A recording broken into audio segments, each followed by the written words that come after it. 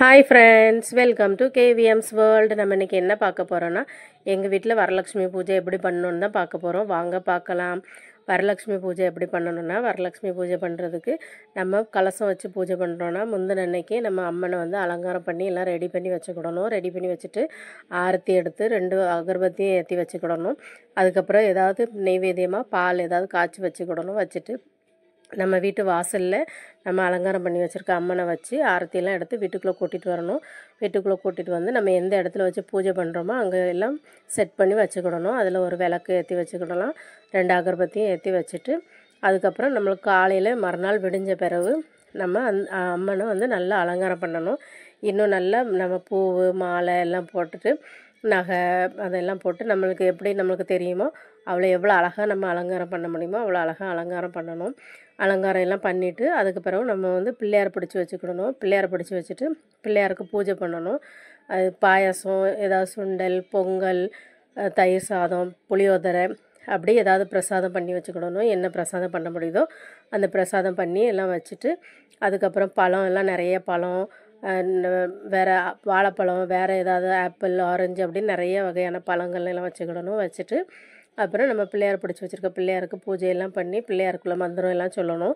சொல்லிவிட்டு அதுக்கப்புறம் அம்மனுக்குள்ளே பாட்டு ஏதாவது நம்மளுக்கு தெரிஞ்சிச்சுன்னா பாட்டு, அதுக்குள்ளே கதை எல்லாமே நம்ம படிக்கணும். படிச்சுட்டு பாட்டெல்லாம் படித்து முடித்த பிறகு நம்ம வந்து அர்ச்சனை பண்ணணும். அர்ச்சனை பண்ணுறதுக்கு நம்ம ஃபஸ்ட்டு பூவால் அர்ச்சனை பண்ணணும். அதுக்கப்புறம் குங்குமத்தால் அர்ச்சனை பண்ணணும். பூவும் குங்குமத்தாலையும் நம்ம அர்ச்சனை பண்ண பிறகு அதுக்கப்புறம் நம்ம தீபாராதனை காட்டணும். தீபாராதனை காட்டி நல்லா நம்ம தீபாராதனை எல்லாம் முடிஞ்சிட்டுனா பூஜை முடிஞ்சிடும். இப்போ நான் அர்ச்சனை பண்ணிக்கிட்டு இருக்கேன். இப்படி பூவால் நல்லா அர்ச்சனை எல்லாம் பண்ணிவிட்டு அதுக்கப்புறம் தீபாராதனை காட்ட வேண்டியது தான். இப்போ நான் தீபாராதனை காட்டுறேன். தீபாராதனை காட்டிட்டு நம்ம வீட்டில் இருக்க சாமி ஃபோட்டோவுக்கும் தீபாராதனை காட்டிக்கிடணும். நம்ம எல்லாம் குலதெய்வம் எல்லாத்தையுமே மனசுக்குள்ளே நினச்சிக்கிடணும். நினச்சிட்டு எல்லாத்துக்குமே தீபாராதனை காட்டிட்டு அதுக்கப்புறம் தீபாராதனையே நம்ம வீட்டில் யாரும் இருந்தாங்கன்னா எல்லோரும் தொட்டு கும்பிட்டுக்கிடணும்.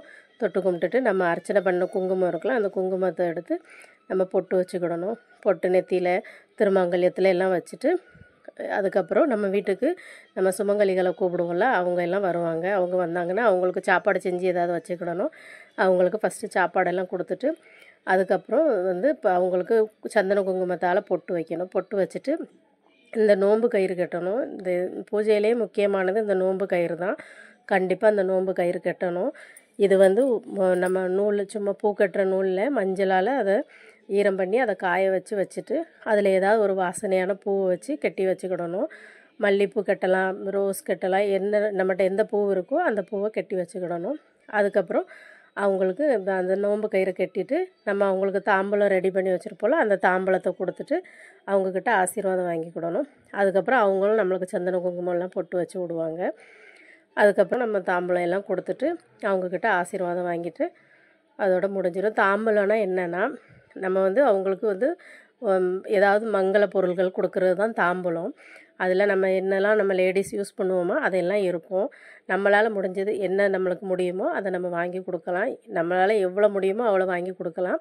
நான் என்னால் முடிஞ்சதை வாங்கி கொடுத்துருக்கேன். அதையும் நான் உங்களுக்கு காட்டுறேன், நான் என்னெல்லாம் வாங்கி வச்சுருக்கேன் அப்படின்ட்டு. இதுதான் வாங்கி கொடுக்கணும்னு இல்லை, நம்மளால் முடிஞ்சது. ஒரு ஸ்டீல் தட்டு, அதுக்கப்புறம் ஒரு ப்ளவுஸ் பீஸு, அதில் 2 வெத்தலை, ஒரு பாக்கு, அதுக்கு பிறகு ஒரு 2 வாழைப்பழம். இந்த வெத்தலை, பாக்கு, வாழைப்பழம், மஞ்சள் குங்குமம் கண்டிப்பாக இருக்கணும். அதுக்கப்புறம் ஒரு கண்ணாடி, சின்ன கண்ணாடி, வேறு ஒரு மருதாணி, அதுக்கு பிறகு மஞ்சள் குங்குமம், அதுக்கு பிறகு நம்ம மஞ்சள் கயிறு, தாலி கயிறு இருக்குல்ல, அது மஞ்சள் கயிறு, அதுக்கு பிறகு கண்ணாடி வளையல் வந்து 2ன்னு கொடுக்கக்கூடாது, 4க்கு மேலே நம்ம எவ்வளோ நாளும் கொடுக்கலாம். நான் ஃபஸ்ட்டே 4 கொடுக்கணும்.